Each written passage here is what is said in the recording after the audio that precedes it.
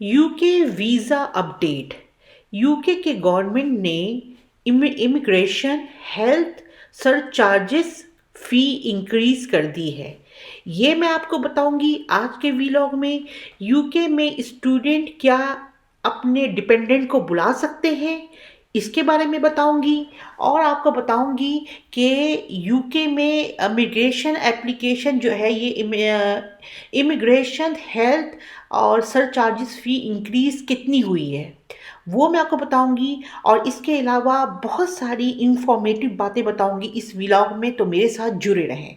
तो चले जी, शुरू करते हैं आज का व्लॉग। अस्सलाम वालेकुम, मैं हूँ बेनज़ीर और आप लोगों के लिए लाई हूँ यूके माई लाइफ व्लॉग। तो आप जल्दी से सब्सक्राइब कर लें और शुरू करते हैं आज का व्लॉग।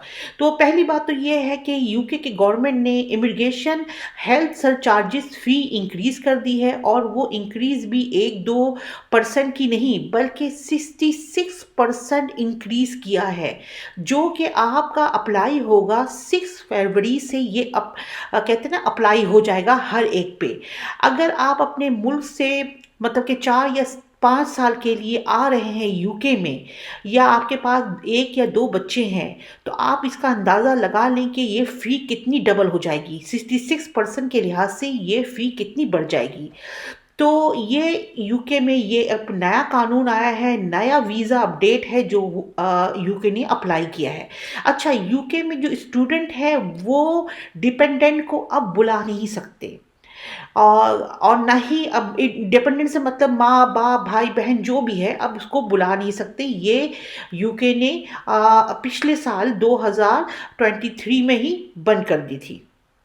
ठीक है। अच्छा, आप लोग ये पूछेंगे ये सर चार्जेस क्या होता है। ये सर चार्जेस ये है कि अगर आप 6 माह से ज़्यादा का वीज़ा दे रहे हैं तो आपको ये चार्ज पे करना होगा। इसके बगैर आपका एप्लीकेशन प्रोसेस नहीं चलेगा और रिजेक्ट हो जाएगा। ठीक है। अच्छा, यूके इमिग्रेशन एप्लीकेशन जो है उसकी फ़ी बता रही हूँ मैं। पहले थी 624 पाउंड, 624 पाउंड, और अब बढ़ के कितनी हो गई है 1035। मतलब है कि डबल हो गई है। तो इतना बढ़ गया है अब आपका ये इमिग्रेशन की फ़ी। अच्छा, student and dependent and children, उसके लिए क्या बढ़ा है। उसके लिए पहले था 470 था पाउंड, और अब कितना हो गया 776, मतलब 776 मतलब पाउंड बढ़ गया है।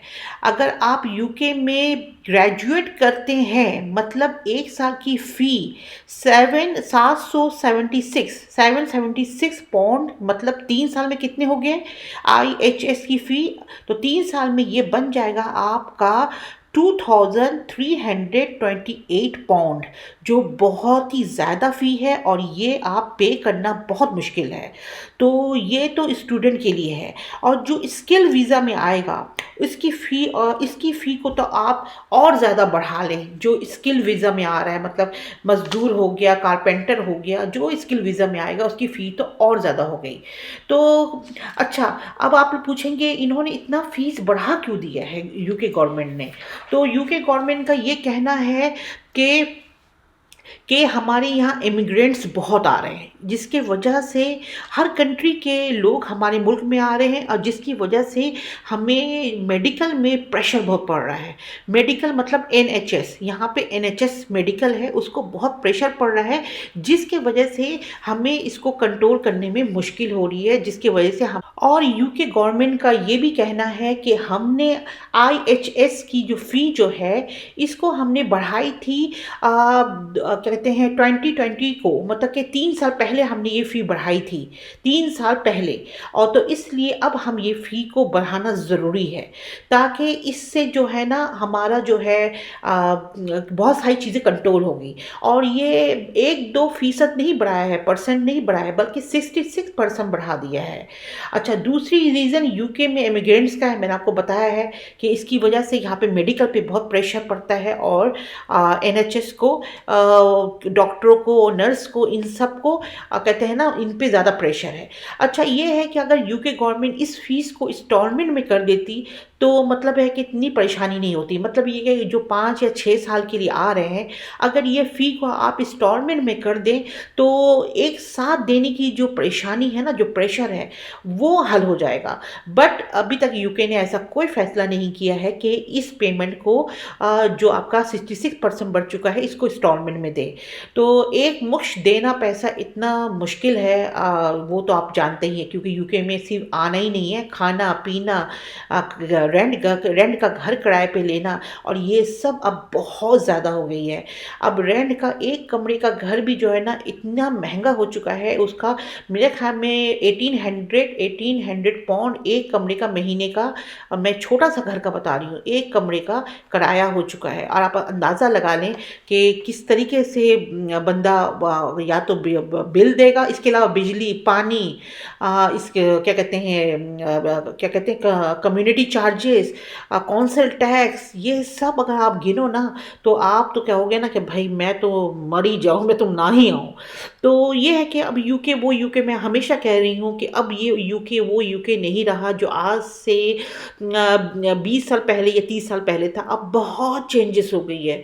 अब यूके में लोगों ने भी अपने जो है ना सर पैर जो है निकाल लिए हैं यूके की गवर्नमेंट ने।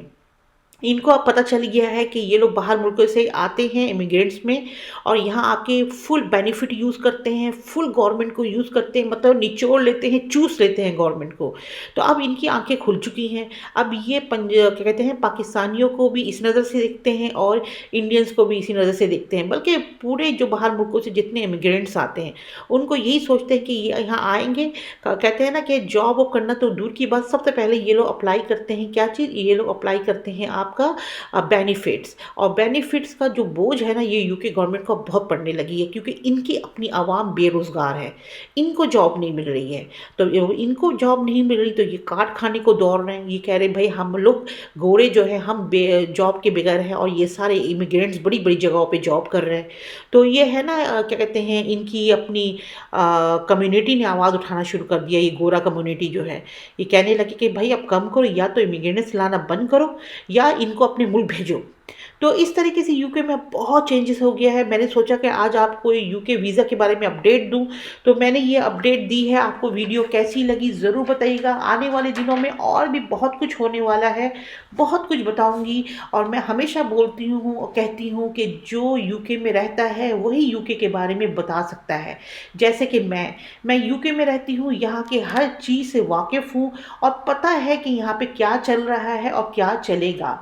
तो चले जी, आज की वीडियो पसंद आई तो लाइक शेयर सब्सक्राइब का बटन दबा दीजिए, और आप अपने कमेंट्स बॉक्स में मुझे लिख के बताएं कि आपको कुछ भी चाहिए इन्फॉर्मेशन, तो कमेंट बॉक्स में लिखें कि मुझे ये इन्फॉर्मेशन बताएं, तो मैं आपको बिल्कुल, कहते हैं ना, बिल्कुल ट्रांसपेरेंट आपको बताऊंगी कि क्या चल रहा है। तो चले जी, अब मुझे इजाज़त दीजिए, दुआ में याद रखिएगा। अल्लाह हाफिज़।